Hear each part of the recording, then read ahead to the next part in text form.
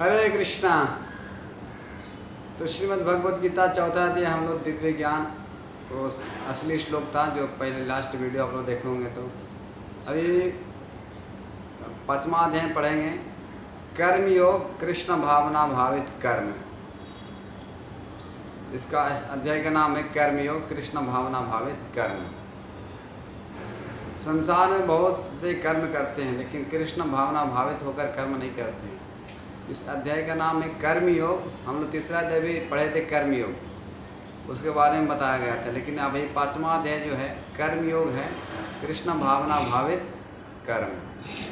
तो अभी अर्जुन का इसमें सवाल है कि आप प्रभु बताते हैं कि पिछले अध्याय में हम लोग सुन चुके थे कि आप कर्म त्यागने के लिए बोलते हैं और फिर भक्तिमय या ज्ञानमय होकर कर्म करने के लिए बात करते हैं। तो ये बात मुझे समझ में नहीं आ रही है, आप क्या कहना चाहते हैं। तो अर्जुन का ये प्रश्न है, तो इस पर हम चर्चा करेंगे। पहला श्लोक लेते हैं, पाँचवा अध्याय का पहला श्लोक। अर्जुन वाचा संन्यास कर्मणाम कृष्णा पुनर्योगम च संशसि यत् श्रेयतर्योगाम तान्मे ब्रूहि सुनिश्चिताम। अर्जुन ने कहा, हे कृष्ण, पहले आप मुझसे कर्म त्यागने के लिए कहते हैं और फिर भक्तिपूर्वक कर्म करने का आदेश देते हैं। क्या आप कृपा करके निश्चित रूप से मुझे बताएंगे इन दोनों में से कौन सा अधिक लाभप्रद है। हरे कृष्ण। तो अपना जिज्ञासा अर्जुन का जायज़ था, क्योंकि बहुत लोग ऐसे कुछ लोग समझते हैं कि भगवान बोलते हैं कर्म के त्याग देने के लिए।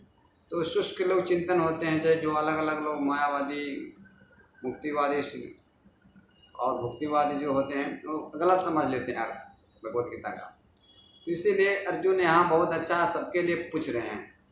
हम लोग तो वहाँ भगवान के सामने उपस्थित तो नहीं थे, लेकिन अर्जुन बहुत चालाक आदमी है और चालाक मनुष्य, क्योंकि भगवान के भक्त हैं।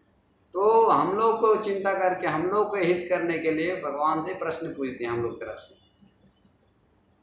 तो अर्जुन क्या बोल रहे हैं कि आप कर्म को त्यागने के लिए बताते हैं और फिर कर्म करने के लिए कहते हैं कि भक्ति में कर्म। तो क्या है इसका रहस्य, क्या है, मैं कैसे समझूं। तो बिना जानकारी के, बिना ट्रेनिंग लिए, बिना एकांत स्थान में चले जाते हैं।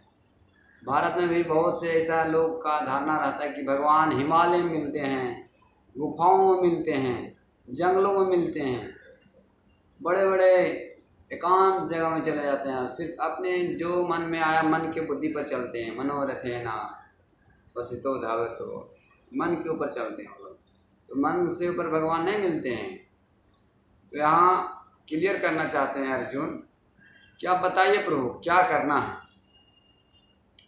तो मैं थोड़ा सा हिंट्स दे देता हूँ और आगे चर्चा हम लोग करेंगे, भगवान खुद बताएंगे।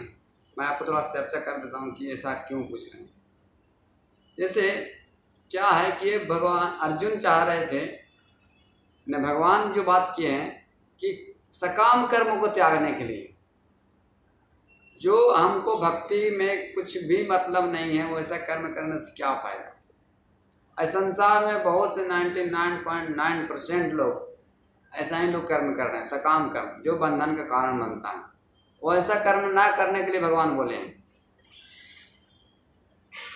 तो कैसा कर्म करना चाहिए, जो भक्ति में हम आगे बढ़ सके, कृष्ण के प्रसन्नता के लिए कार्य किया जाए, गुरु की प्रसन्नता के लिए कार्य किया जाए, उसको भगवान यहाँ पर आगे बताएंगे। ये नहीं कि हम सारे कर्म छोड़ दो बस शून्यवादी हो गया, नथिंग नथिंग नथिंग, कुछ भी नहीं, ऐसा नहीं। बोलते हैं कि आप कर्म के बिना जी नहीं सकते हो, कर्म तो करना ही पड़ेगा, सांस भी ले तो कर्म है।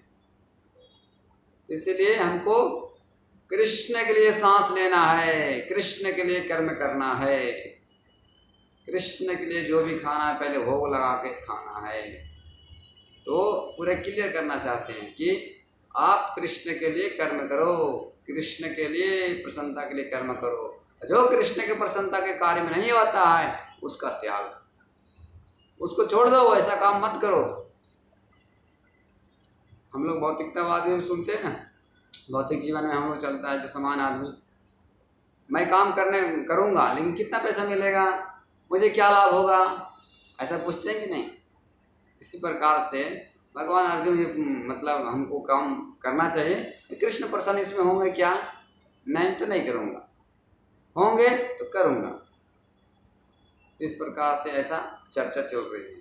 अब भगवान क्या उत्तर देते हैं इसका और डिटेल से हम लोग चर्चा करेंगे।